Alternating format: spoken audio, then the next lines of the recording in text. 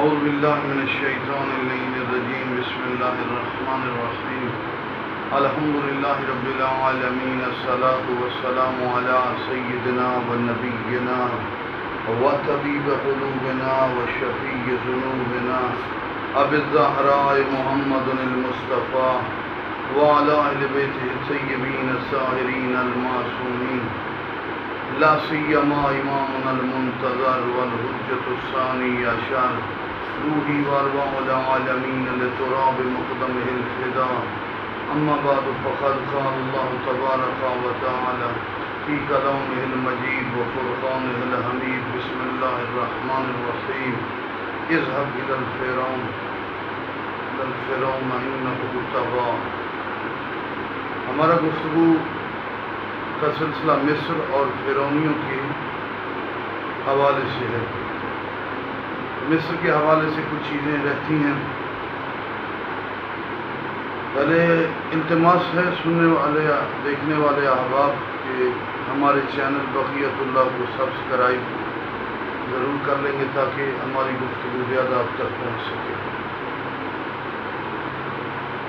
مصر اور اس میں فرعونیوں کی تاریخ،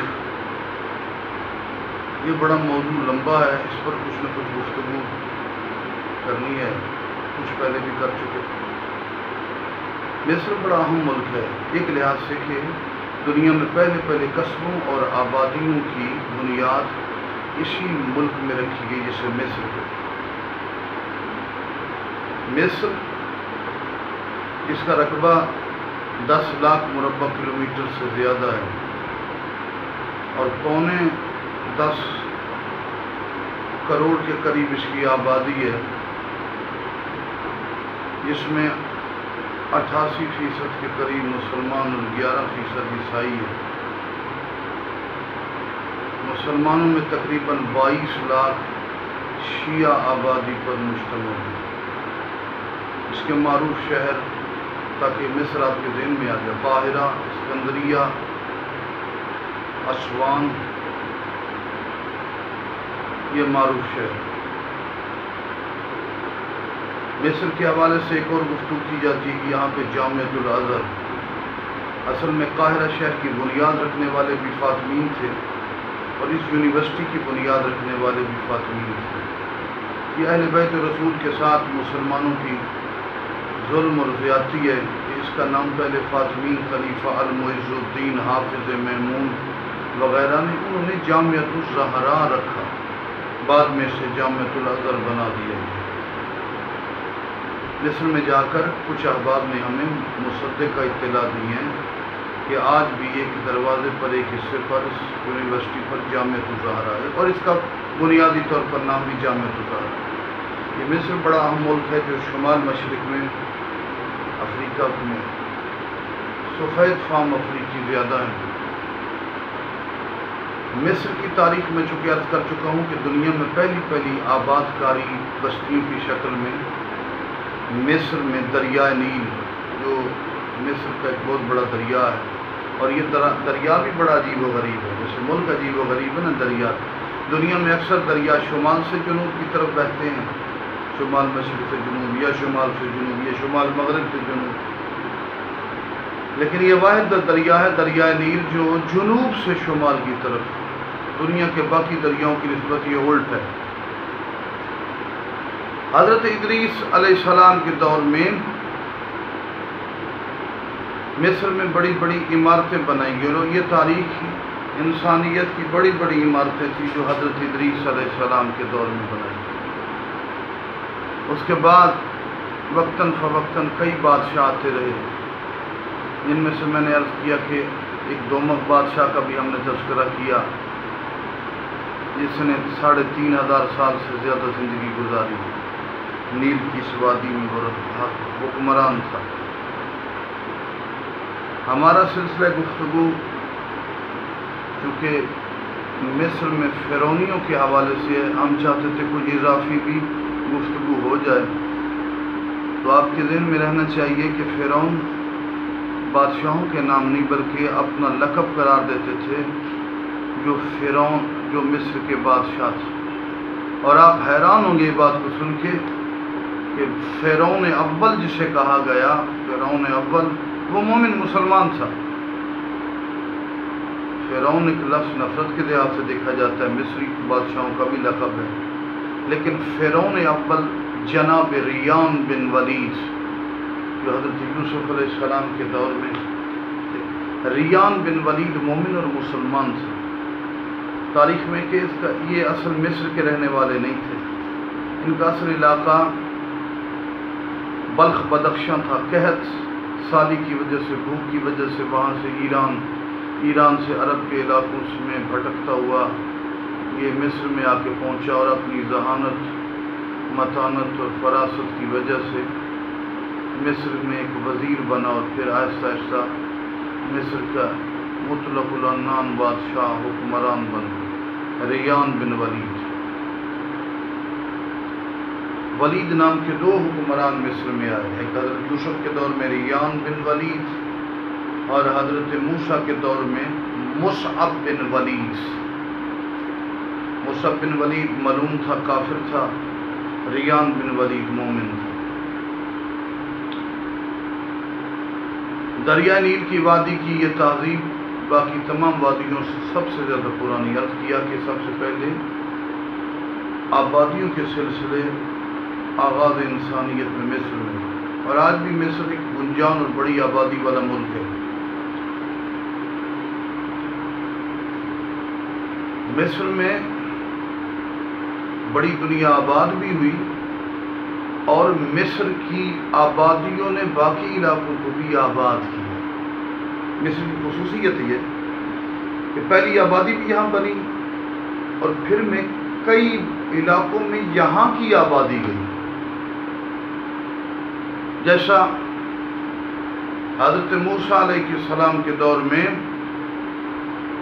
مصر کے عجیب و غریب حالات سے، اس سے پہلے بڑی قتل و غارت تھی، لیکن مصر چونکہ بہت بڑا ملک تھا۔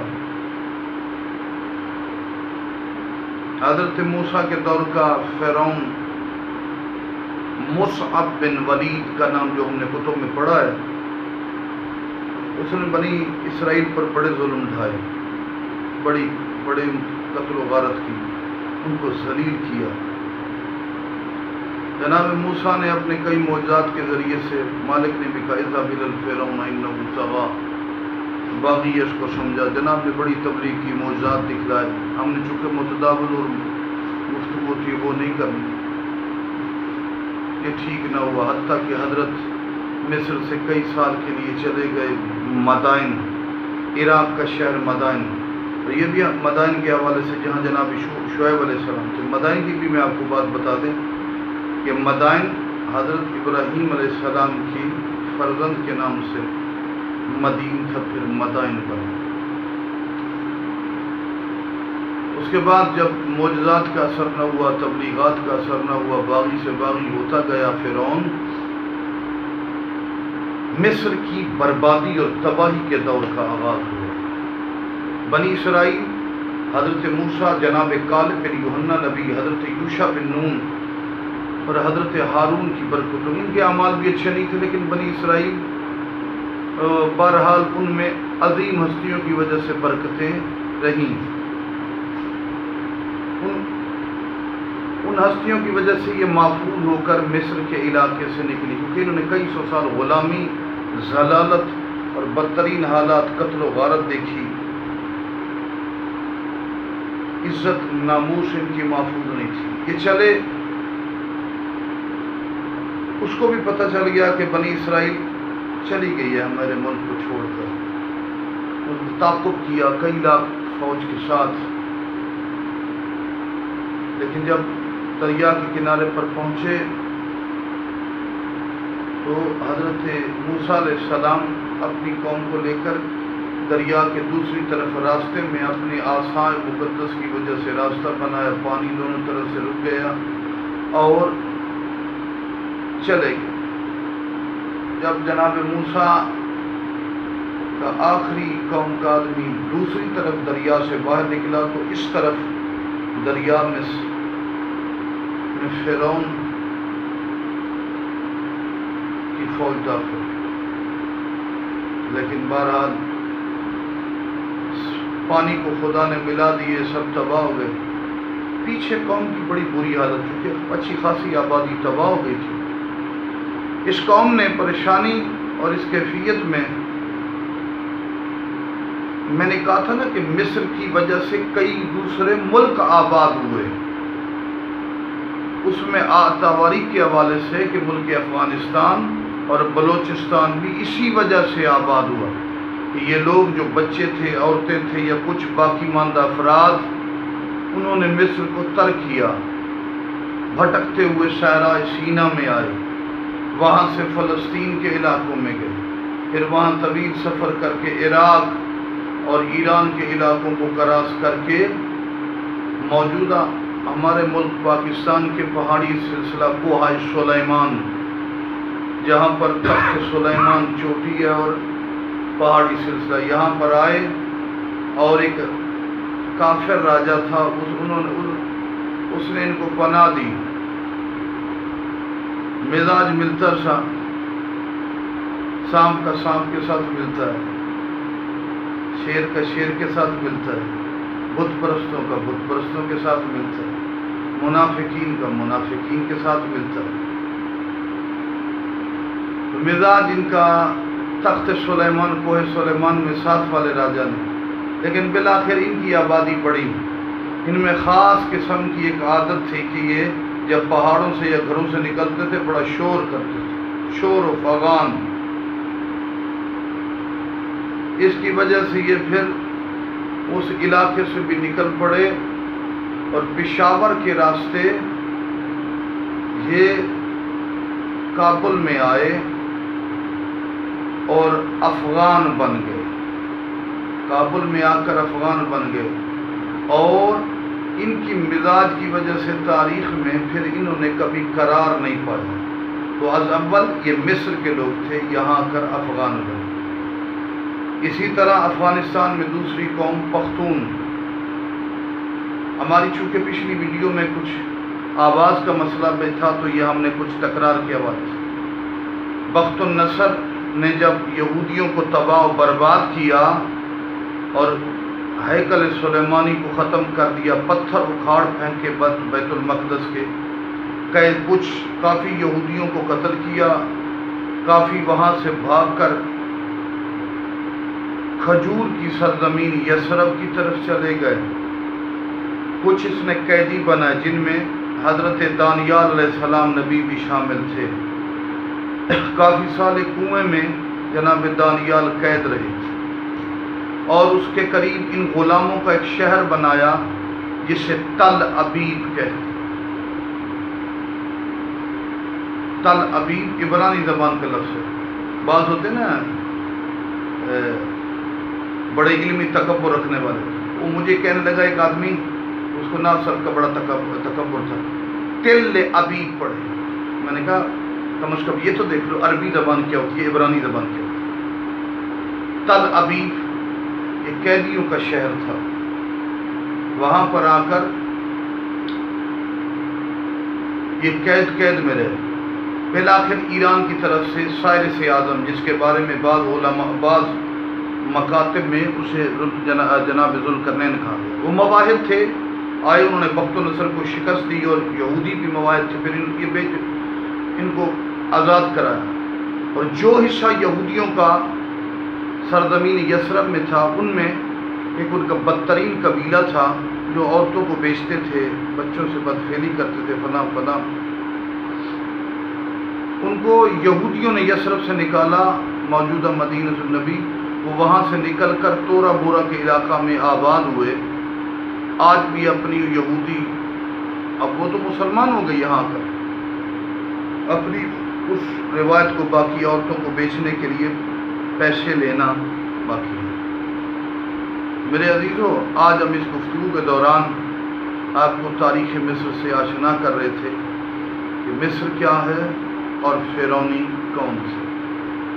مالک ذوالجلال ہمیں تاریخ پڑھنے کی اور عمومی طور پر انسانیت کے حالات کی طرف متوجہ رہنے کی توفیق عطا فرمائے۔ اور افغانستان میں ایک اور قوم کے بارے میں بھی آپ کو بیان کر دوں، ہزارہ قوم، یہ بھی افغانستان میں آباد ہوئی، یہ بھی تبت کے علاقے کے پہلے بدھ مت تھے، اور اس علاقے میں آباد ہوئے، اور یہ غالب اکثریت میں اثنا عشری ہیں، جیسا کہ افغانستان میں 20% اثنا عشری شیعہ موجود ہیں، جن میں یہ ہزارہ کی بہت بڑی تعداد ہے۔ اور پہلے میں عرض کر چکا ہوں، مشرق وسطیٰ، افغانستان، پاکستان اور ہندوستان کے علاقے میں اگر مجموعتاً آبادی کو جمع کیا جائے تو 50% کے قریب مومنین کی آبادی ہوتی ہے۔ والسلام علیکم ورحمۃ اللہ۔